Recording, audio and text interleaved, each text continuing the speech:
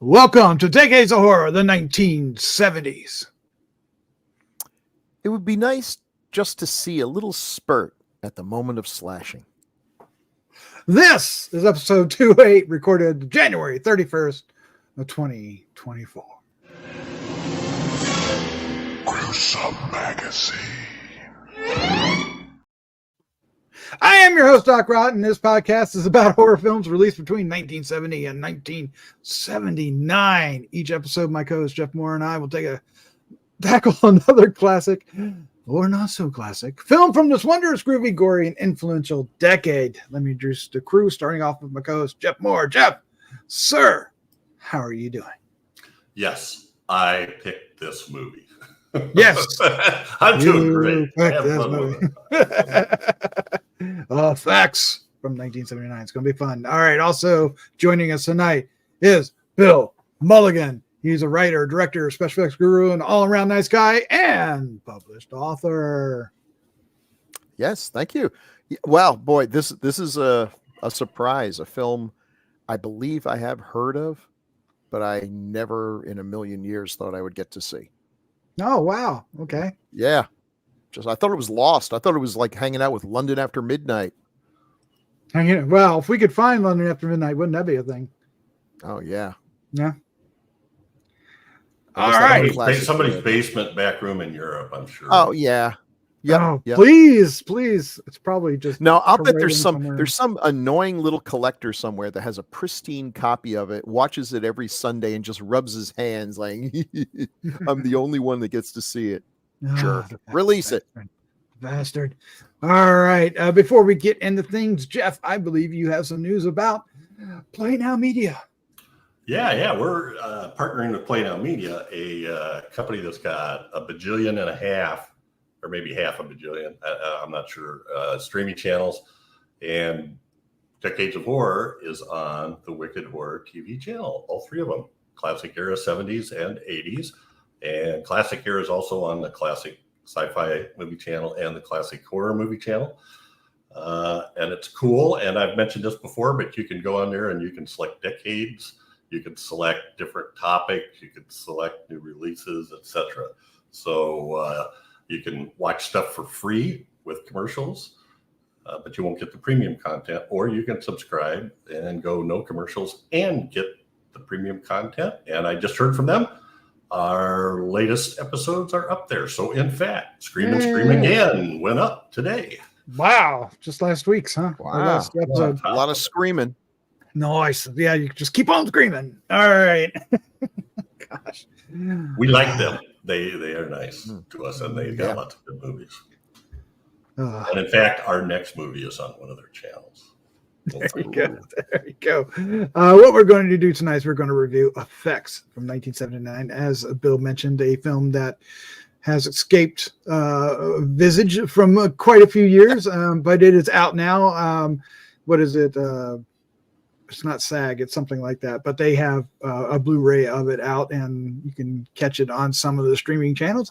So it also has a certain effects artist that we all know and love, but we'll get to that here in a second. It's the American Genre Film Archive. That's what it is. Yeah. Yes. Which I cannot remember those collection of letters. But what we're going to do is we're going to first kind of share when we first saw this, which, if given the history, it's probably going to be recent. And then we're going to and then we'll talk about the film. We're going to get into the story, the actors, and all kinds of goodies. And then after all that's said and done, we got some feedback tonight, right, Jeff? We do, indeed. And we love our feedback. So be sure to hit that like, subscribe, share with a friend button, because each click is easy and free to do, helps us out, and it also helps us find more horror fans just like you. Let's do the card. Boink. Effects, 1979. Directed by Dusty Nelson. Screenplay by Dusty Nelson, based on the novel William H. Mooney, or the novel by not the novel titled. The cast includes Joseph Pilato. Hey, there's a name. Susan Chapek, John Harrison, Bernard McKenna, Deborah Gordon, Tom Savini, and Charles Hose. Production company is Image Works. Filming locations were, if it has all this people, it's Pennsylvania. Near Pittsburgh. Filming dates was 1978. Release date was April 9th, 1979, at World Fest Houston. And then November 8th, 1979, in Pittsburgh, Pennsylvania. That was the premiere. The budget was an astounding $55,000. It is also known as Death's Director. That was the working title. The Manipulator. Working title. All right. The synopsis is, while a small film crew are shooting a low-budget horror movie in a house in the woods, the lines between reality and fiction start to blur, and the movie slowly turns into a, cue music, snuff film. The key word is slowly. Not as the world turns. All right, well, let's find out when we first saw this. And Jeff, you did pick this, so we are going to start with you. When did you first get to see this? What was your first impression? Does it hold up today? Okay, so the working titles were The Manipulator and Death's Director, even though I typoed the heck out of that. So I don't know. I wish I could say I knew about this for a long time, but I stumbled on this probably about 3 weeks ago and thought, wow, and it's on several streaming services right now. Plus there was a Blu-ray released not that recently, I think in 2017, but I thought it would be interesting because it was all of these people that sort of apprenticed with George Romero, also worked with him, and they worked on Martin with him, but they also worked for his company when he did some of his sports shorts and other things that they did, the commercial films. So it's not a good movie, but I think it's very ambitious considering $55,000. And I forget what we have said, or because we were talking off this, but they had 2 working lights and 1 camera. And that's not just in the film. That's actually filming the film, huh? And no dolly. So they said there were some pans and tilts, but there wasn't any, and there was some parts where they were carrying it. So at any rate, so what's ambitious about this, I think, is none of these guys had made a movie themselves. It's extremely low budget. They couldn't take very many takes. The cost of the film was prohibitive. So they, and Savini's in here, so he could do the effects, but they didn't really do very many effects, considering the fact that it came from disciples of Romero, and Savini was there. But Savini does act. And what makes this even more ambitious is it's a sort of a movie within a movie within a movie story that is pretty confusing. Around the end, the first time I watched it, I was starting to pick up on it. And I'm sorry, guys, but I bought the Blu-ray and I watched the extra film. Oh, nice. Where they talked about it. And there's a story behind that too, so remind me before we end. But I really kind of enjoy this for what it is, kind of a point in history of these guys. And some of them went on to do significant things in their careers. And we can talk about that later. But I kind of enjoyed it. And the cramped quarters they had and how they made do and that stuff they had to kind of edit in camera, right? So there weren't like double 2 cameras shooting the same scene from different places. Anyway, I enjoyed it. Like I said, it's not, you wouldn't watch this and go, wow, that's a really good movie. But considering, the budget and that kind of stuff, it's I enjoyed it. I liked it. Fair enough. Bill Mulligan, sir. When did you first see this, or when did you first hear about it? Might be more interesting. And what did you think of it? And does it hold up today?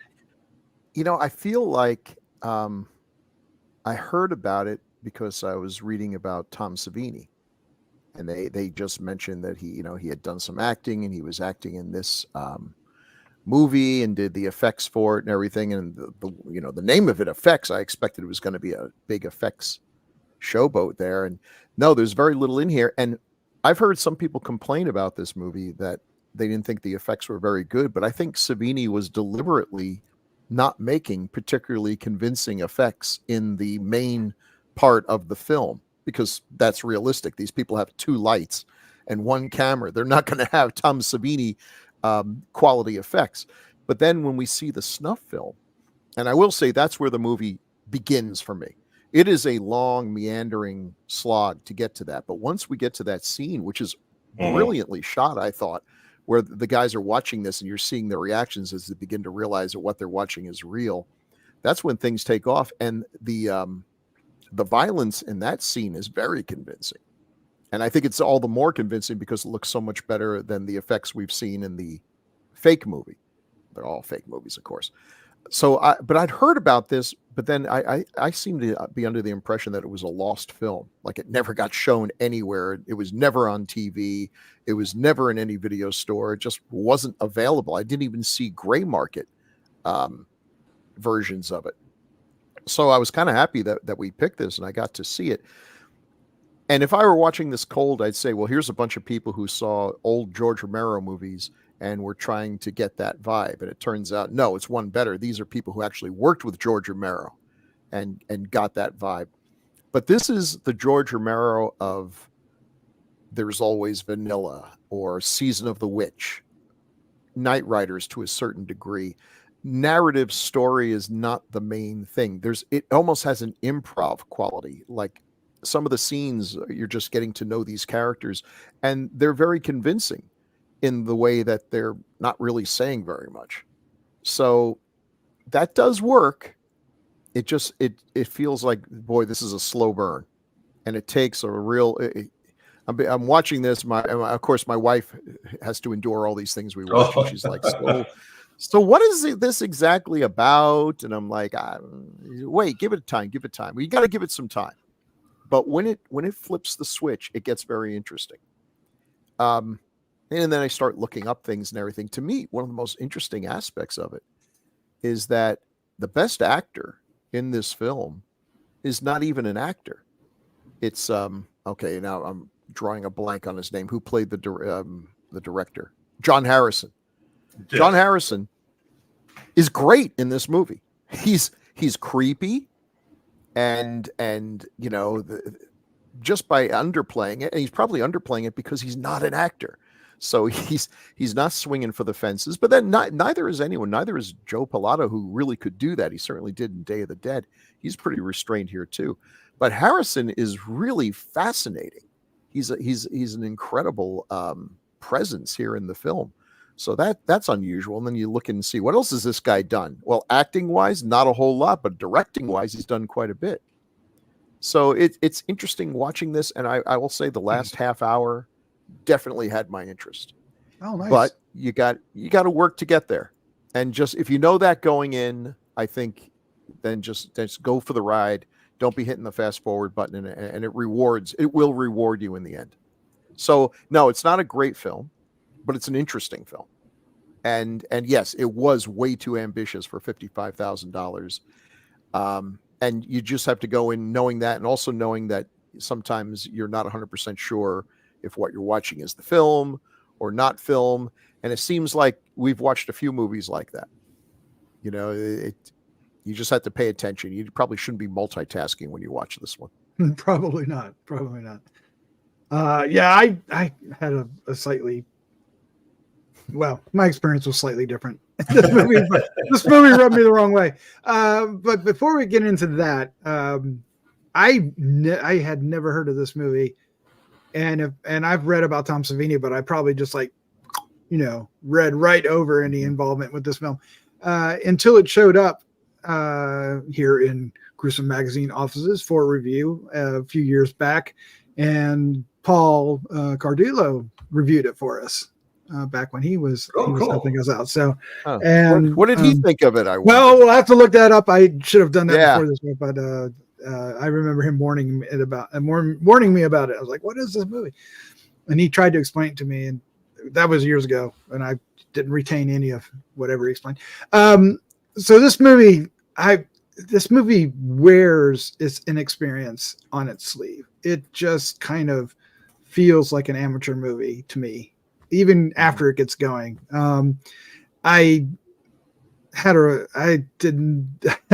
This movie just, I just didn't piece this movie together the way it wanted me to. And in fact, when we were talking before the show, there's actually actors in this movie that I didn't realize were in this movie. I thought it was a different actor. And I don't mean that I thought it was a different actor. I thought it was another actor that was already in the movie. I didn't realize it wasn't the same actor. So and part of that is because, one, they look similar. Two is because it's grainy. It's not exactly, a pristine film, because of the camera that they were shooting on, I imagine. And maybe there might have, if you were to put me against the wall and say, were you multitasking? I might have to confess. But this movie irritated me and made me more angry than entertained me. I really disliked this movie. And I mean, I get the gist of it. I get that, there's this film that they see and it ignites all this kind of weirdness in the group. And the film, was shot, may or may not be a snuff film. And then there's, something outside of what we're watching happening. So there's a lot of kind of meta, but not meta kind of thing going on. But it just did not grab me in any sort of way. I may have to listen to you guys and then brave watching it again to see if I can come up with a different thought, but I really don't like the premise of that idea. I'm going to be hard pressed to give anything positive. This movie just, I'm going to shut up. So yeah, Doc, I just want to say I'm totally with you on the confusion. You thought that two different people, there were two different actors of the same person. I thought two different actors were the same person. But admittedly, I'm the guy who, would believe that Clark Kent and Superman were two different people. Like if you were a superhero, Doc, all you have to do is take off your glasses, and I'd be like, golly, Mr. Neutron, where did Doc Rotten go? Like, I don't know, Citizen. I think he stepped out. Oh, so you're absolutely right, Bill. It was never released because they say distributor deals fell through or something, but or couldn't get one of the two.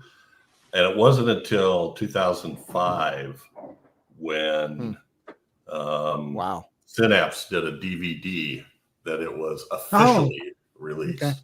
And then 2000 that amazes me though. This other group did the Blu-ray. Yeah. So I mean, we've watched movies that were way worse than this, and they got released all over the country at drive-ins and stuff. Oh yeah. And it's hard to say. It's hard to say why. At least from my point of view, I mean, what 3 on a Meat Hook got released. Yeah, I think Asylum of Satan got released. But then I will say I have been involved in movies that also did not get released. So, yeah. Sometimes the producers or whoever's like trying to make their money back is holding out for more payment than they're ever going to get. And eventually time moves on. So who knows? Well, that's what kind of tripped my trigger. And then to kind of talk a little bit about the extras, there's like about an hour-long documentary called After Effects that's he didn't edit it, he didn't shoot it, but he edited it. It was one of Michael Felsher's first efforts, the guy that Red Shirt Productions that does all the bonus stuff on lots of Blu-rays. And he and it's a bunch of guys sitting around in the backyard, like in a reunion, talking about when they made this movie 25 years ago. It was shot in 2005, I think. And it's just, you could just see the love and the camaraderie and the passion. And that's what, it's sort of like what we talked about last time about, you hear a commentary from Tim Lucas, and he's always so unabashedly positive that you start thinking, oh, you know, you start getting an affection for this movie. And that was when I learned more about these guys and all the trials and tribulations they had making the movie. It really made me look at it in a different way. And then a second thing that's really interesting is that there's a commentary over the extra After Effects thing. And the commentary on the commentary. Yeah, and there's it's wow. You know, and it's Michael Felsher basically telling his story and how this made him. That if it wasn't for the fact that he got this extra to do, that he wouldn't have got all these other ones he started listing, and those led to other ones. And so he had done like one interview with Linnea Quigley for Demon Knight, I think. And that was his one thing he'd done, and he said it wasn't very good. You know, my lighting's wrong, all this other stuff. So anyway, so he agonized over this and put together all these shots and tried to formulate a story and make it all fit together. And it's a really, really good extra. Nice. And that commentary of him, it's weird. They do it as a commentary of the After Effects documentary, but he's not really talking about what's going on, and he's just telling the story about how he met John Harrison and how he told him, you got to do this. And John told him, yeah, that's a good idea. And then he didn't hear from him forever. And then he heard they shot all these scenes. And he said, well, they must have just, you know, I didn't tell him I wanted to do it. It wasn't like I was selling him an idea or anything. And then all of a sudden he got this package in the mail with all this footage. And John called him up and said, hey, see what you can do with this. You know, so the whole thing was sort of serendipitous in terms of Michael Felsher and his company. Now you look at him, he's got 265 producer credits. Nice. Extras on movies in like 20 years, you know. That's awesome. If this is the person I'm thinking of, I think I might have been on a panel or two with him. And he's great. Yeah, really knows his stuff. Well, but of course you would, you know, that's why they're some of these extras, the Tim Lucas commentaries and the what is it, red shirt. Yeah, they're worth getting even if you're not particularly interested in the film. They really are. They just get into it, and sometimes, like with this one, I think maybe the story behind the film is more rewarding than the film itself. Yeah, a lot of times it makes the film better because you understand more. It does. Yeah. And you know, the actors, the filmmakers, etc. And Halloween 2 and Halloween 3 were ones that helped. Ooh, Halloween 3 would be fun. Make his chops. So anyway, I guess we should say that if you guys haven't figured this out yet, we are talking about the movie called Effects, EFFECTS. Do I have that right? Not FX. Right. Not FX. Which is an 80s movie. Which is so just, you know, just for clarity, I'm sure you guys knew that, but I just want to, you know, spell it. Do we want to do, we have one tagline. Are we doing taglines with Chad? Sure. But without Chad. Yeah, I'll do it. Well, let's do it. It's now time for taglines with Chad. Sometimes no Mulligan. Oh, Bill's going to do it. Yay. Oh, Doc Rotten. Okay. Yeah. Okay, I can do it. The tagline for this movie is making movies can be murder. Okay. Okay. Now the giggle was a little over the top, but yeah, I mean, that's not a bad tagline. It does explain what's going on. Is it over the top? All right, there you go. Because when people watching this movie, if they had ever gotten the chance to watch it back in the 70s, which they did, would probably be around the 45-minute mark, wondering, "Hey, I thought there was supposed to be some murder here." You know, like, but maybe that tagline is like, "I'm going to stick it out. I'm going to stick it out because this is the 1970s. I'm not watching this on cable. I don't have a fast forward button. I'm in a theater, and there's no point in leaving now. It's hot outside."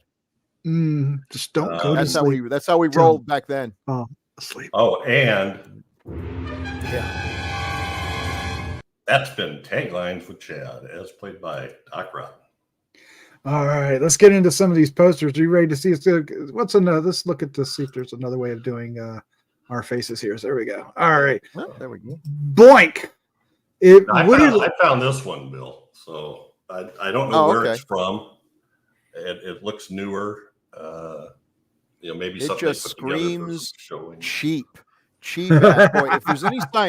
If there's one sign of a cheap ass movie, it's when you look like you just cut and pasted some photographs from it in there. It's and a couple quotes at the top.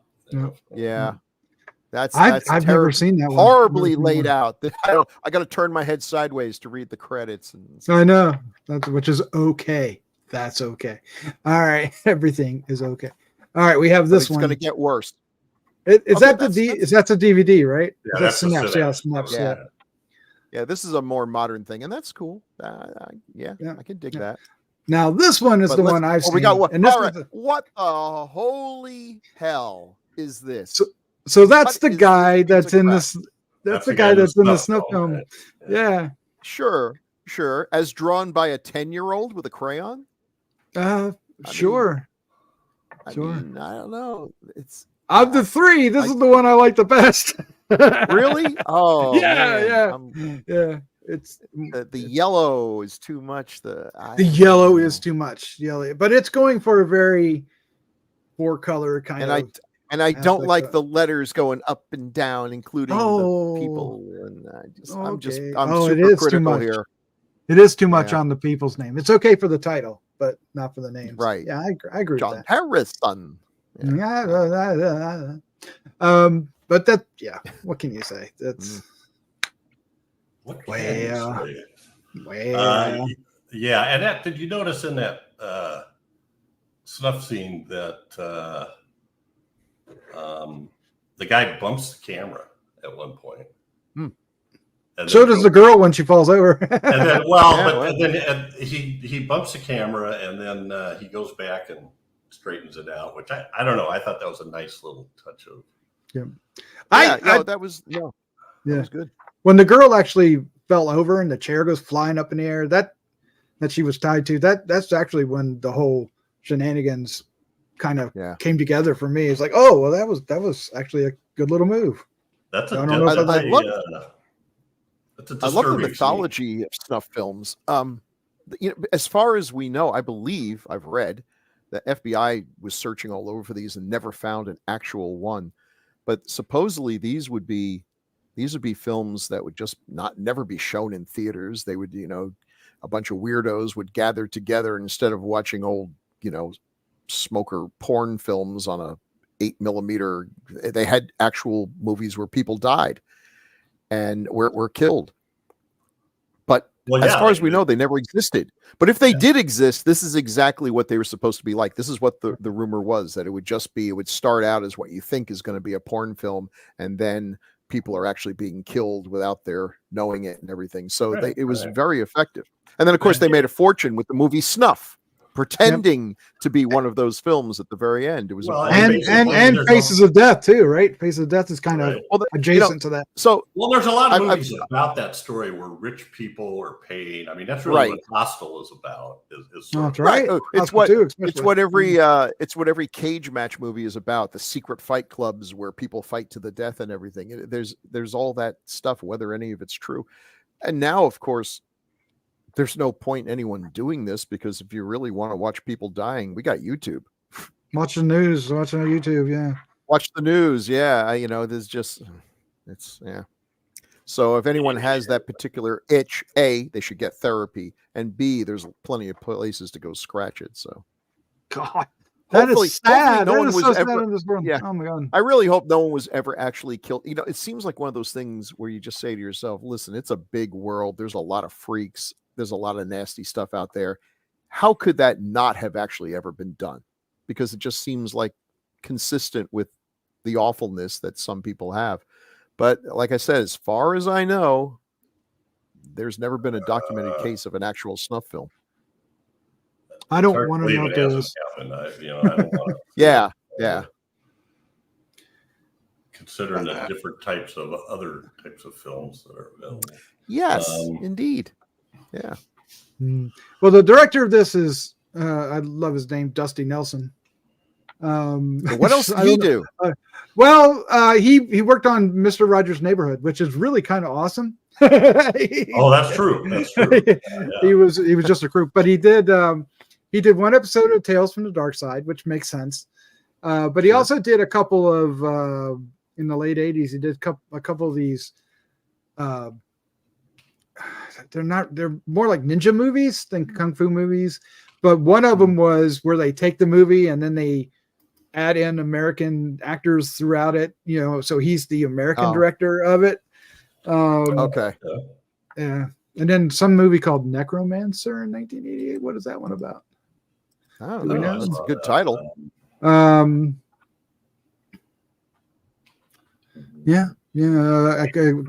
college student is assaulted by two fellow students. Desperate for revenge, she makes contact with a necromancer who begins to use her demonic powers to rid of any guy Julie hates. Elizabeth Catane is in it. No, it's a solid premise. Yep. I guess the 80s team can cover that. If a bunch of bullies are picking on you, you don't really go to a necromancer. It's like, did they kill you? No. Well, I can't help you. I mean, look up what a necromancer is. Geez, people, use a dictionary before you go poking around. Causing all kinds of trouble. There is a guy I wanted to mention, and I'm trying to pull him up here. In sound. Okay, Nicholas Mastandrea. He was the boom man in this movie. And he's gone on to be assistant or second unit director for all kinds of stuff. Even a man called Otto is more recent as I go down the list. The New Mutants. So he's Westworld TV series. Some bigger name movies too. And I thought Looper, first assistant director, Scream 4. W310 to Yuma. So those are names. He's getting work. Stars, Yeah, sure. Identity. Nice. Scream 3, Scream 2, and Scream. So Wes Craven doing a lot of stuff for Wes Craven there. There you go. The co-writer. Oh, sorry. Anything else? Sorry. No, New Nightmare. So yeah, he was paired up with. So he's a boom man. A boom man. Okay. The co-writer of this is also the guy who wrote the source material, William H. Mooney, and the bill. I mentioned this because the source novel was actually called Snuff. Good choice. Which had nothing to do with the movie you talked about called No. Snuff. Which is not. No, that was Slaughter, and then they retitled it. Yeah. Which is not the stuff you garbage. Snuff, right? It's not that. No, it's something else. It's by the folks who made Shriek the Mutilated, so don't expect a lot. Oh no, is it really? Yeah, well, the novel was about a middle-aged drunk cameraman who gets sucked in. He gets a job, and it turns out to be a snuff film, and he can't get out of it. It's okay. That's a cool premise too. There you go. So we have John Harrison. We talked about him. We'll go in order of. Oops. Let's do this here, and that helps out. Wow, look at those. Look at the names on that. So he did become quite the director. He directed a lot of Creepshow, 8 episodes of Creepshow, the television series. 2 episodes of the television series called Superstition. I don't know if you remember that. It looks like he's involved in Tales from the Dark Side, Tales from the Crypt, and Tales from the Dark Side. Nightmare Cafe. Well, he did 8 episodes of the series. Did he do the movie as well? Yeah, he did the movie. If I got this right, and he did the movie Books of Blood. He and 2 Dune miniseries, televised miniseries, which were pretty good for their budget. I miss that. But I was just impressed. I was just impressed with him as an actor. I thought he really ramped up the creepy level. And he just do you know? Oh, well I was done. going to say he is the screwdriver zombie in Dawn of the Dead. Yes, that's right. He's the guy who got the screwdriver in his head. And if that's all he had done, he could have done the convention circuits for life, because every zombie who's killed in a significant way in that movie I've met at a convention. Yeah, So there was I don't know if you guys are into this or not, but I'm big into the blues, and there was a guy that used to be billed as the greatest unknown guitar player named Roy Buchanan. And John Harrison played bass for a band that backed Roy Buchanan on a tour of Japan and an appearance on Austin City Limits. So that's what he was doing before he jumped into like Martin. And oh wow, multi-talented guy. Did he also do the music for this movie? The music for this movie was odd. It was. I think he did. He did. He's credited as it. Yeah. He's credited with the music and producing. Supposedly, there's some weird. And this I got from the extra, that the stuff that's shot with kind of a blue tint are supposed to be the cameras that are outside the fake movie they're making, or the cover movie they're making. And the people watching them. And the sound is some weird sound effect they made by not really playing the flute, but blowing across the mouthpiece and creating some sound. So I haven't gone back and watched it since they told me that, but I did catch some of that blue tint stuff. So especially outside when they were chasing Dominic. Okay. Well, outside of Tom Savini, I think the actor most people will recognize is Joe Pilato from Day of the Dead, most notably. I didn't realize he was one of the officers on the police dock in Dawn of the Dead. Oh yeah. But yeah, he was Sergeant Captain Henry Rhodes. Yeah, Captain Rhodes. Yeah. And he has all kind. I mean, he has tons of credits, 50 credits. Lost him in 2019. Is this real? He played Dean Martin in Pulp Fiction. He would have been. He was. I guess he was in the nightclub that they went the Brat Pack Uma Thurman and. The fake one. The fake ones. Yeah, the ones dressed up. Right. Oh, that's hilarious. I gotta watch that movie now. That's hilarious. I saw him at a convention. At the convention, he was really over the top too, in a fun way. But you're like, yep, that's Captain Rhodes and everything. But here he was very subdued. Came across as a likable guy. That worked well. I mean, I thought he worked well as a hero. It's just again, it takes a while for it to get going. He was so subdued that I questioned it was actually him most of the movie. I was like, am I sure that's actually Joe Pilato? He told some great stories in that extra too. Very animated stories. Oh God, I can imagine.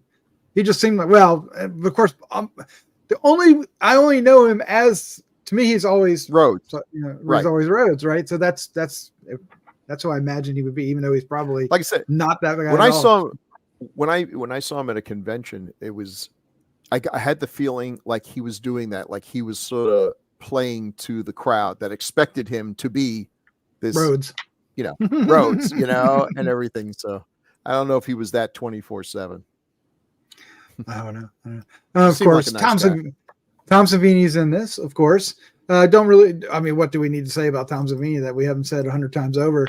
Yeah.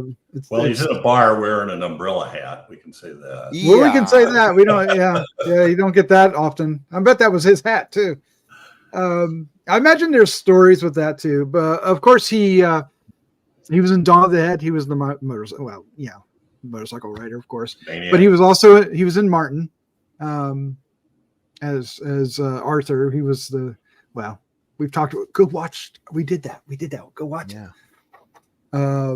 But Morgan in Knight Riders is the one. Yeah, remember him often as. He's so good in that. To me, the funniest joke in this movie is that they have a character who's a special effects guy, and they have Tom Savini acting in the movie, and they decide not to cast Tom Savini as the special effects guy. It's like, right. Okay. It was too much. He didn't want to do that much. Dawn was a good role. Dust Till Dawn, of course. Yes, he was great in Grindhouse too. He's a good actor. He actually can play some good stuff. And of course, he was the guy who gets his head blown off in Maniac, right? Oh my God! Yes, there's just so much. Who gets his head blown off by a stuntman played by Tom Savini. Tom Savini blows his own head off. That's range, my friends. That's what we call range. That sounds like that joke about if you could bend over. But anyway, it's a fairly small part, but he's really an obnoxious character in this movie. He is. Well, he's a drug dealer too. So spoilers. Well, let's talk about the women in the film. Listen, low-budget movie sets often have that guy, that one guy who is the kind of life of the party. Troublemaker. He's a trouble. Yep. Yeah. Then they. Oh man, the funny scene in this movie is when one of the funniest scenes in this movie is when they get that new guy to take all the cocaine and they're trying to tell him how to do it. It just seems like, you're going to kill this guy. Stop. Put your fingers in the water. Now wet your nostrils. Also, I really felt like this was like the opposite of those PSAs they used to run on TV telling you not to do drugs. I'm like, I have no interest in cocaine, but if I did, I'll remember this. It's like, hey, okay, what was it? The 2 fingers in the water? And it's like, wow, okay, well, just say, hey, thanks, man, to drugs. Yeah. So this is Susan Chapek, and I thought she was really good in this. She plays she's like the lighter gaffer or something. I don't know what people do, what their jobs are in movies, but and then she gets it on a little bit with Dominic. They have a sex scene which is shot from a hidden camera, and a bunch of sleazy guys are watching it, and which the director, when it's done, says, "Did you come?" To everybody in the room. So is she the love interest or is she? Yes. The lure. I don't know. Okay. Well, could be either one. Although at the very end, I think it probably is a lure, but then I think she gains an affection for him. But see that middle shot is when the director, that quote that Bill read about, I want to see a spurt. The thing. That's when they have this dummy leg out there and they're cutting it. And she just starts slashing the hell out of it. And blood squirts up and hits the director in the face, and she gets blood spattered over her face. And that's her just kind of looking at him going, like that, you dick. All right. The other main actress is Deborah Gordon, who plays Rita/Mona. Rita, the actress, Mona, the character that she's playing. And here's where I'm ashamed of myself. I'm going to embarrass myself in front of everybody. I did not realize these two people were two different people in the movie, not that one, but I thought this was the same character. I just totally, I don't know. I disassociated myself from this movie. In other words, you pulled a Bill. Wow. Welcome to my world. Yeah, it wasn't easy. So I totally, this movie, the registering didn't happen on this movie, so that explains a lot in my life for the past. Well, there's also a commentary besides the other extra. There's also a commentary with John Harrison, Dusty Nelson, and Pasquale Buba, which was one of the producers and the editor, who went on to do some really good movies too. Yeah, well, I mean, this is basically an extension of George Romero's group, and he basically shepherded a lot of talent into. Well, he did. I bet he also was the editor on Heat and Casino. Nice. That's a really good credits. Yeah. Nice. All right. Well, we have some shots. We got shots one. Well, I just put those up there because I thought they were interesting shots. And I wasn't quite sure what was supposed to happen there. Apparently, Savini wasn't supposed to kill Dominic, or Nicky wasn't supposed to kill Dom, but he ends up shooting him in the foot. If you shoot somebody with a shotgun, there's a better than even chance you're going to kill him. It's not exactly a weapon for nicking, for just winging someone, making a flesh wound. It's for making holes. So Dominic has a bloody foot, goes tumbling down the hill, and then takes off running. And I kind of like that shot in the middle where, and I suppose he was just carrying the camera because he didn't have didn't with the one camera, right? Yeah, well, it was a good effect, I thought. Forest with the trees and stuff. No, and I think a lot of the choices, the framing and the composition and everything show that Romero use of close-ups and cramped spaces and getting, there's a difference when you see real filmmakers making a film, and then you look at really low budget crap or porn. There's not a whole lot of difference.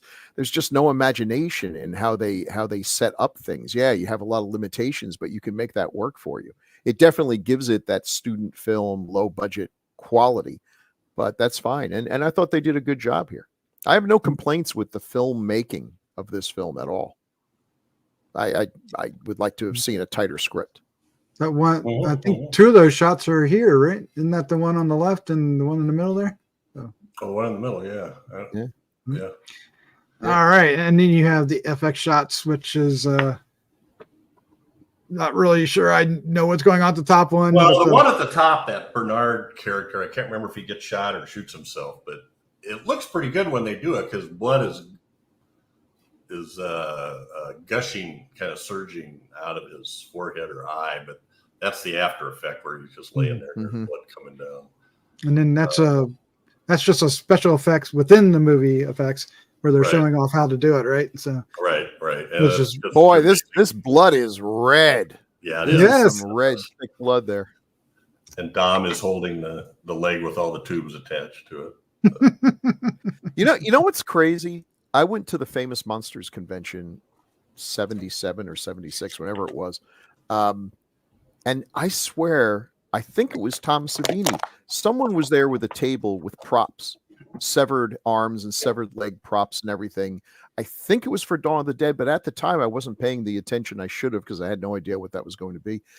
I swear I saw that prop. That exact prop was there, and it could have been the same prop. I've never seen any confirmation that he was there. Else, maybe it was used in Dawn. Probably. Oh, you're not going to let a perfectly good prop like that go to waste. No, it's probably used in many films.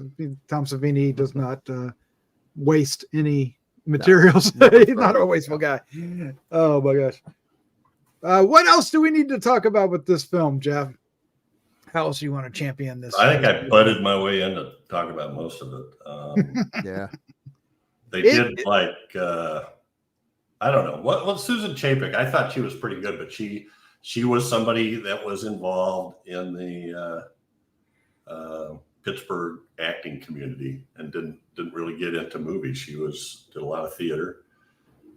I don't think I have anything else. They did say the first. So here, it was such a tight budget. The first week of shooting, the lab screwed up the processing. Oh, no. And not only did they screw up the processing, they told them they gave them the wrong reel number that was screwed up. So then when they reshot stuff they didn't need to reshoot. And then had to reshoot the real stuff they had to reshoot. Oh, wow. That was probably a good portion of their budget. Anyway, I mean, you got to think about it. This is probably just before home video. They had to decide what to shoot ahead of time because they didn't have any extra film. So they did 1 day of extra shoots to plug in something that they thought they needed in terms of the story. But the rest of it is just like, we're hoping people are going to get this, and we don't have any more money, so that's it. Mm-hmm. Yeah, it's changed with the digital age, hasn't it, Bill? You get a little bit more leeway. Oh, that was weekend. What a year of weekends, right, Bill? when we talk about guns. The guns in movies have been in the forefront of the news lately, and they said that there was a scene in there with a shotgun where you see the guy load the shotgun. It's really loaded. Mm-hmm. And Can't do that. Can't do that. I now. think that's Dom, and when he cocks it up, it was pointed at one of the guys. Oh no! And the crew, and they had to like, it's in the movie. You can't see who it's pointed at, but afterwards they had to school them and go, like, Jesus. If there are any budding filmmakers out there, please listen to my words. Don't put anyone's life at risk. It's not worth it. And this is film. There's so many ways of doing things that don't put anyone in danger. Right. There's no reason. You can aim the gun and it's not remotely aimed at the person, but on camera it looks like it is. That's the way to film it. Just there's no excuse for things like that happening because it should never happen. But yet it does. Obviously, it does. They also said they were all having this round table discussion kind of, and they said the last day, the closing scene, when Dom is shot and the chase through the forest and up there, and then the final end scene, that was all shot linearly in one day. That doesn't happen often. They had one shot. They had one shot at the car exploding, and that was one of their cars. That was the car. The one guy, I forget which one it was. The one guy's wife catered, and she drove this car that they were never sure was going to make it up there back and forth every day. Wow. And then at the end of the movie, they blew it up. Smart move. Yep. Anyway, Sacrifice for art. I had All fun. right. I had fun with it. Well, there you go. That is our review of Effects. If you are a Tom Savini fan or a fan of George Romero and his crew, the Pittsburgh crew. I almost said Philadelphia. It's not Philadelphia. It's Pittsburgh. Forgive me. Then check it out. I guess Blu-ray's out there. And it's on like every streaming channel you can think of: Tubi, Screenbox, Arrow.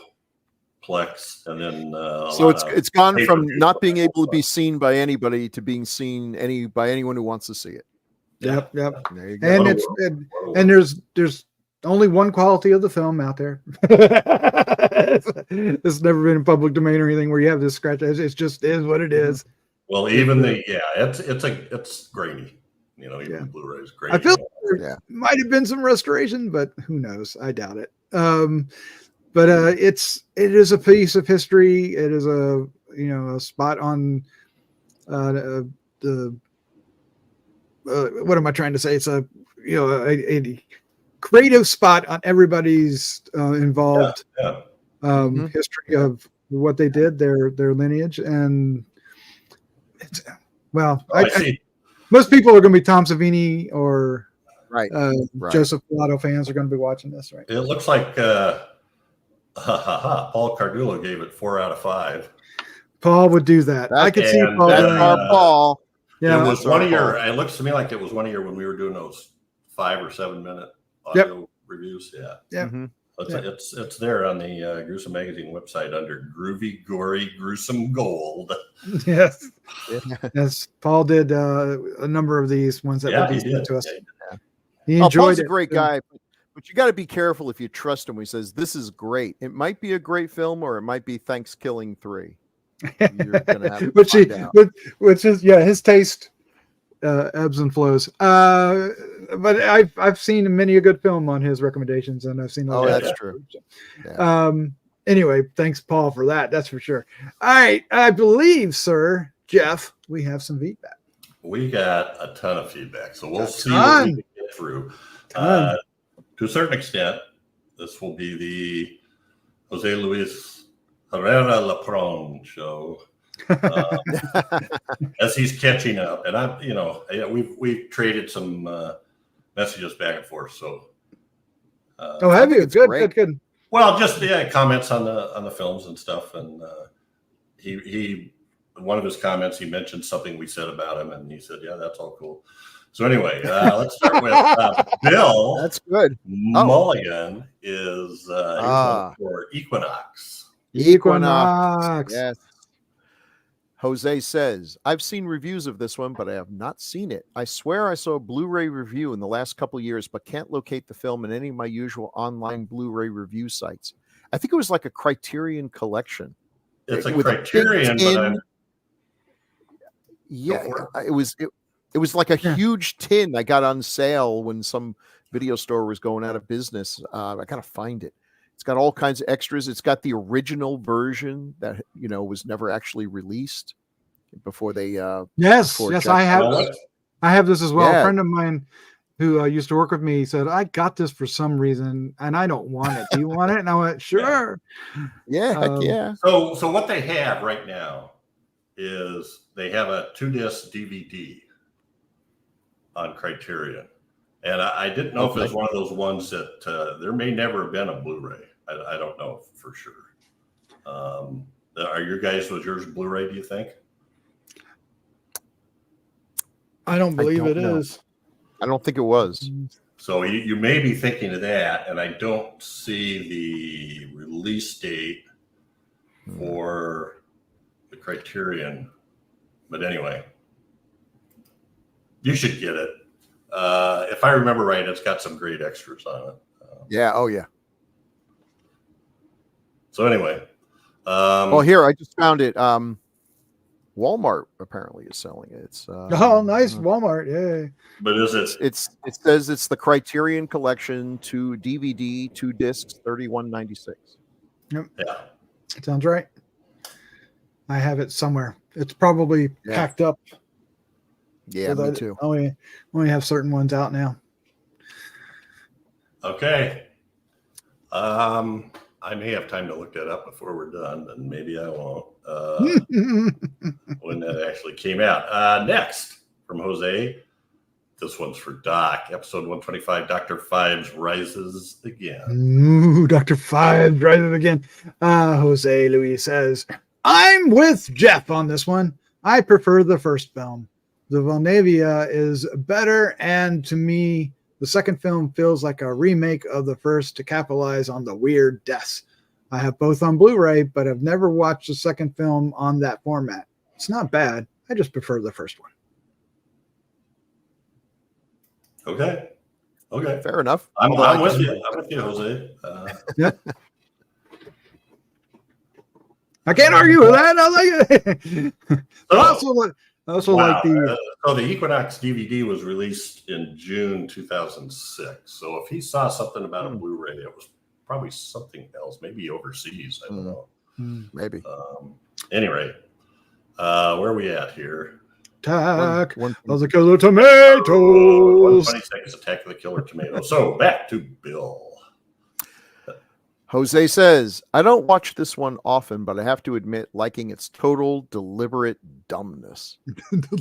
Chad, I saw this in the 80s and just didn't get it. I only realized later that it wasn't supposed to be serious. Tells you a lot about how smart I was back then. Now, hopefully, at least marginally smarter. I do enjoy it.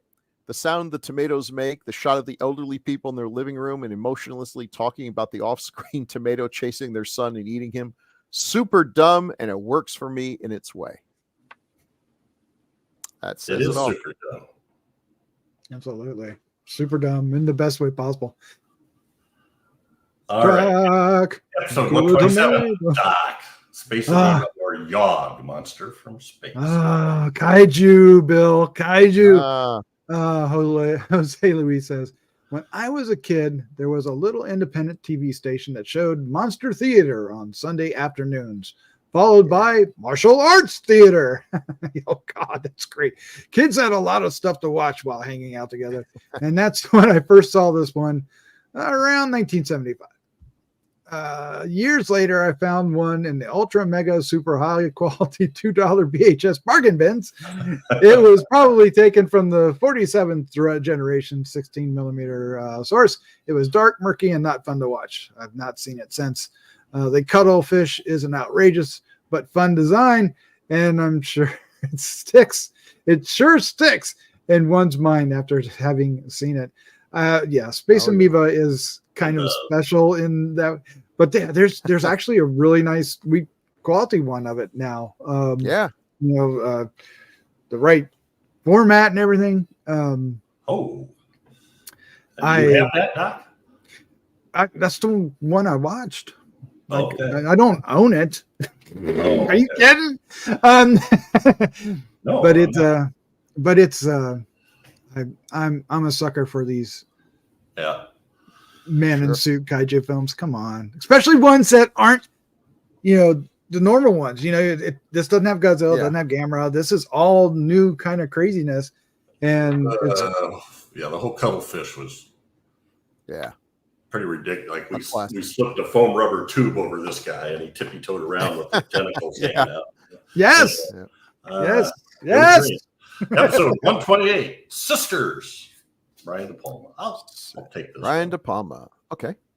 This is one of those films that's less scary than giving one a really icky feeling. William Finley is just a totally creepy looking guy, and the asylum scene is pretty messed up. I do like the teasing of the audience with Durning's character always being one step behind, and Herman is my favorite film composer. Nice. Yes. Good choice. Yes. Yeah, Durning is great. And I think we remember talking about William Finley and the movies he was in. Strange choices. Yeah. Yeah, he's great in Phantom of the Paradise. That's what I was getting ready to say, Phantom of the Paradise. Episode 141, The Boys from Brazil, the one that Bill picked and then didn't get to broadcast with us. Oh, Bill. I know. What are you going to do? Life goes on.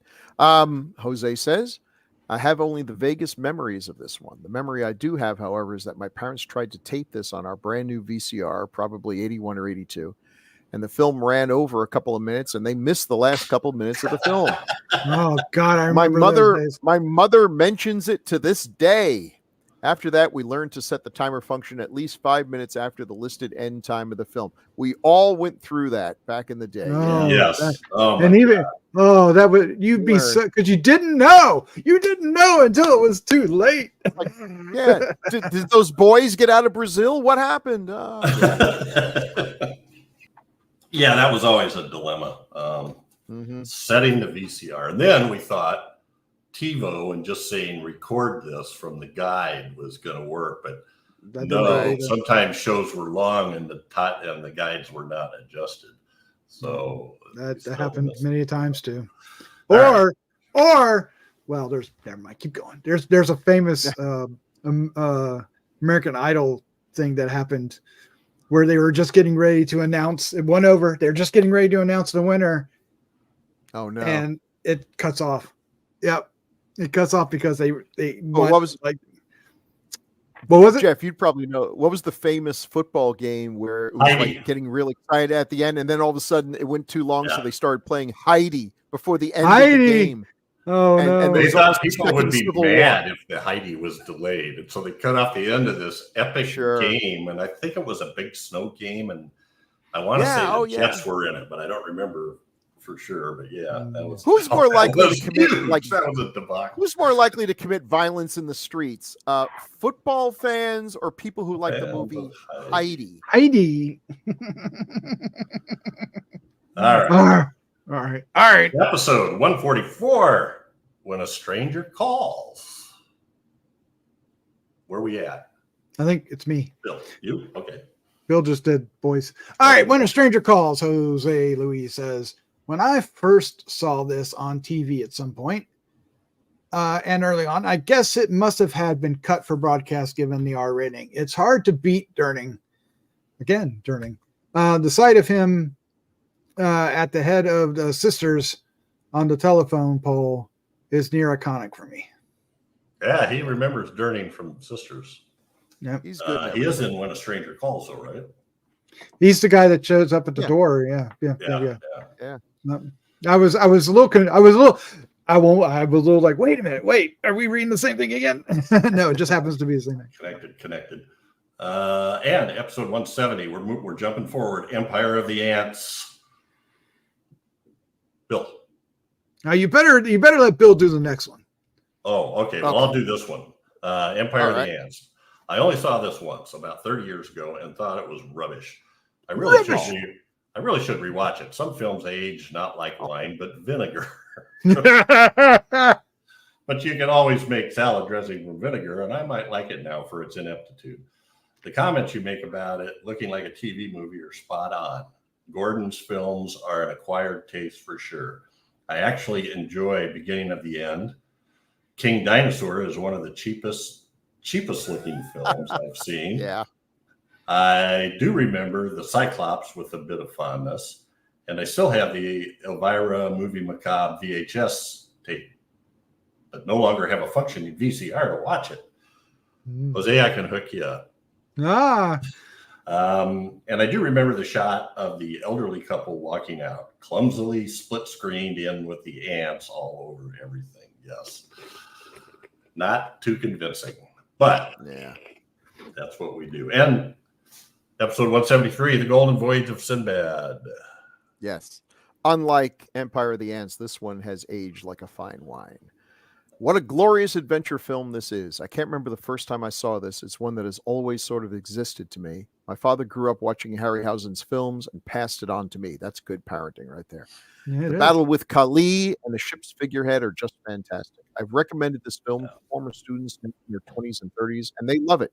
You're all right when you say this one is pretty much timeless. I do think Law is a little wooden in the part, but I feel that way about him in every role. Baker is fantastic. You get the impression that everyone was having a good time making this one. You do. I agree. You do. Yeah. You're right. Yeah. And Carolyn Monroe. He didn't mention Carolyn Monroe. I would have had a great time making that movie. I could hang out with Ray Harryhausen and Carolyn Monroe. Yeah, that sounds like fun. All right, episode 175, Dr. Jekyll and Sister Hyde. Yes, me. Jose Luis says. You're right. This is the Jose Luis show. Though I really enjoy Hammer films, I'm just not familiar with their output after about 65 or 66. Many of the later films I've seen have that vaguely sad feeling of them stretching in desperation in the changing market. I really do need to see the later films. I have a number of them on Laserdisc and can dig them out. Oh my gosh. Laserdisc. Yeah. Wow. Yeah, Jose was up with all forms of media, it seems. VHS, Laserdisc, DVDs, etc. All right, episode 185, Death Race 2000. I'm going to read that because that one was my pick. Let's see. Griffiths was an amazing person, a writer. Who else could do this on the pay Corman was asking? He's a decent actor as well. His burglar in The Little Shop of Horrors is just great. Attack of the Crab Monsters has long been a favorite. It has an overly ambitious script that the film just couldn't do justice to in its short runtime. A Bucket of Blood is a minor masterpiece. Walter Paisley, who cannot relate to him? So I love this. He uses Death Race 2000 to wax nostalgic about Roger Corman. And Roger Corman. Yeah. And I'm trying to remember the guy's name. I want to say, I know it's wrong though because I'm thinking of. I can't remember Griffith's first name, but he's good. And I want to say he Carl, doesn't get enough credit. I don't know if that's. No, I don't think it is. He doesn't get enough credit for the success of the Corman classics. The Corman classics. Yeah. All right, and his name is Charles B. Griffith. Charles, yes. Charles B. Got the C and the L. So anyway, yes, appreciate that, Jose. And we have done a bunch of those that you mentioned. Yeah. I know we've done Attack of the Killer Crabs. Let's see. What was the other one you mentioned? Bucket of Blood. Oh, I lost my train here. Little Shop of Horrors. The original Corman. Yeah. Well, we haven't done that one, but I've certainly been thinking about it. And Bucket of Blood, we did do a Bucket of Blood. That was sort of our tribute when Dick Miller passed away. Right. A few years ago. All right. Episode 194, Shriek of the Mutilated. Bill. Jose says, "Oh man, I have to see this one." No, you don't. I've read I've read a lot about it over the years, but have never seen it. It's an experience. There's a Blu-ray. There's a Blu-ray, Jose. It makes effects look like Citizen Kane. Yeah. So in a lot of ways. Yep. Yeah. All right. 196. Lust for a Vampire. I guess that would be me. It's a Hammer film. Me. Sadly, he's Jose Luis again. Sadly, or perhaps not, I have not seen this Hammer effort. The Lost Continent would be an awesome episode. Yeah. Agreed. I have the Shout Factory Blu-ray. Ooh. First saw it on TV in the mid-70s, and it was a batshit crazy film. One of the weirdest I've ever seen. When I was a kid, that weird seaweed mouth in the galleon scared the hell out of me. I probably saw it on TV in the mid-70s as well, but I've only seen it. The balloons carrying the girls across, right? Yeah. That was awesome.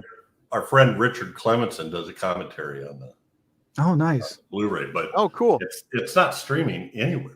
No, Jose. Not only is it not streaming anywhere, but if you go to some of the usual sites that tell you, is this streaming somewhere, and you type it in there, it doesn't even recognize that it exists. Oh no. Yeah. There's another. We're keeping an eye out for it. We're looking for it someday. We might have to invest in some Shout Blu-rays if they're even affordable. I want to see that movie again. Oh, me too. It's a ridiculous. It's an outrageously fun movie. Great fun. Oh, you have it? Yeah. A ripping yarn. I did the when we got connected with Dick, and me finding out that the Little Shop of Horrors guy only lived like 50 miles away. I bought all of the DVDs that he had stuff on, all the Blu-rays from Shout Factory that he had stuff on. He did a series called Men of Hammer, I think, and they featured a different person on a bunch of different Blu-rays. Plus, he did the commentary for The Lost Continent. So anyway, Bill, The Blood Spattered Bride, number 201, and this is not Jose. Oh, this is from Ed Limey. Ed says, probably was a critique of the Franco regime if it was filmed in Galicia, Franco's hometown.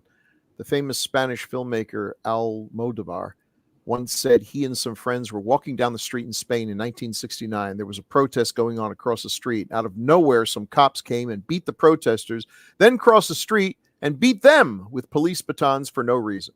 Franco did not allow protests of any sort in Spain during his dictatorship. This influenced Almodóvar's attitude toward authority, expressed in many of his films, beginning with his first movie. Nice. Thank you. Mm-hmm. Yeah, and I think we got the whole Franco kind of commentary on it, but it's that's interesting. Yeah. We didn't know that. So 2005 Death Game, Doc. We've got one from Lone Wolf. Lone Wolf says about Death Game.